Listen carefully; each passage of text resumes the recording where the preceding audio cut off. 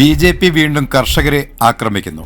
Akhilesh Yadav American കാർഷിക ഉൽപ്പന്നങ്ങൾക്ക് Indian വിപണികൾ തുറന്നുകൊടുക്കുന്നത് രാജ്യത്തെ 70% ജനങ്ങളോടും കൃഷിയെ ആശ്രയിക്കുന്നവരോടുമുള്ള വഞ്ചനയാണെന്നും അദ്ദേഹം പറഞ്ഞു. കരാർ പ്രകാരം ഇന്ത്യൻ ഉൽപ്പന്നങ്ങളുടെ പരസ്പര താരിഫ് 50%-ൽ നിന്ന് 18%-ആയി കുറയ്ക്കാൻ വാഷിംഗ്ടൺ സമ്മതിച്ചിട്ടുണ്ട്. ഇന്ത്യൻ കർഷകരുടെ ചെലവിൽ വിദേശ താൽപര്യങ്ങൾക്ക് അനുപാതമില്ലാതെ അനുകൂലമായ നീക്കമാണിതെന്ന് യാദവ് പറഞ്ഞു. സ്വാതന്ത്ര്യത്തിനു മുമ്പ് തന്നെ BJPയും അവരുടെ കൂട്ടാളികളും വിദേശ ശക്തികളുടെ ഏജന്റുമാരായി പ്രവർത്തിച്ചിട്ടുണ്ട്.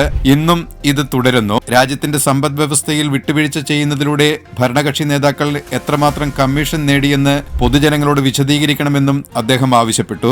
ഇത്തരം നിയമങ്ങൾ കർഷകരെ മാത്രമല്ല താഴ്ന്ന ഇടത്തരക്കാരെയും ബുദ്ധിമുട്ടിക്കുമെന്നും ഭക്ഷ്യധാന്യങ്ങളിലും കാർഷിക ഉൽപ്പന്നങ്ങളിലും ലാഭക്കുതി വളർത്തിയെടുക്കുന്നതിനൊപ്പം പുതിയൊരു ഇടനിലക്കാരനെ സൃഷ്ടിക്കുമെന്നും യാദവ് മുന്നറിയിപ്പ് നൽകി. BJPക്കുള്ള കോർപ്പറേറ്റ് സംഭാവനകൾ ആവശ്യ വസ്തുക്കളുടെ വില വീണ്ടും കുതിച്ചുയരുമെന്നും അദ്ദേഹം ആരോപിച്ചു. ഈ നടപടികൾ കർഷകരുടെ വരുമാനം ക്രമേണ ഇല്ലാതാക്കും.